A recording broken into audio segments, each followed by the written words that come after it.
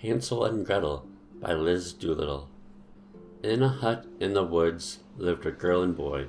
Little did they know their mother had a ploy. The boy was named Hansel and the girl was Gretel. They had nothing to drink but water from a kettle.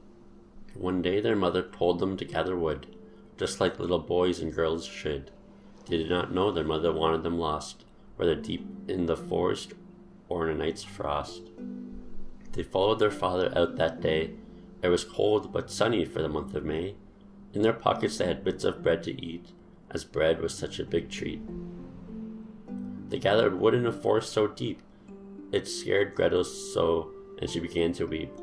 Suddenly they noticed their father was gone, the warmth was fading, and so was the sun. They were lost and very alone, and the wind chilled them to the bone. But then there was a wonderful smell. It smelled of food, one could tell. They followed the scent with their little noses, past creepy trees and wild roses. Hansel and Gretel saw a house at the end, made out of sweets, what a wonderful blend. They ate from walls made of cake and sugar toast. Hansel stuffed his mouth the most. Suddenly an old woman came into view. She crooned, "Who are you?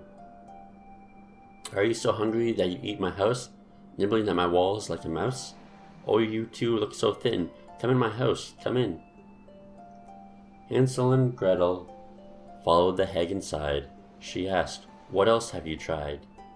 Do you want to try the cupcakes and the muffins too? Have some cookies with icing red and blue." There was a large cauldron and oven for baking. Delicious little children were in the making. All of a sudden Hansel found himself in a bag, and he cried, "Let me out of here, you hag!" Gretel did what the witch asked her to do. She cleaned and fed her brother a lot too. The witch wanted to eat them fat. She was going to put Hansel first in the sugary vat. She was ready to cook Hansel that day and turn him into little cookies on a tray. For Hansel this was very dire, but suddenly Gretel pushed the hag into the fire. Gretel locked the oven real tight, and the witch screamed with all her might. Hansel and Gretel were finally free, away from the witch's baking and sorcery. They found their way back to their home. A whole night did they roam. Their father was filled with joy. Safe was his little girl and his little boy. The townspeople knew of the story, and how the witch's end was gory. Heroes they returned to be. The whole town was afraid of the witch, you see. Now they were a family once more, taking care of each other better than before. Hansel and Gretel would never starve again. Gone forever was the witch's reign. The end. The moral of the story are, there are times when you're called to be brave, and there are times when you'll need help, and that help won't come from mom or dad or the people you know.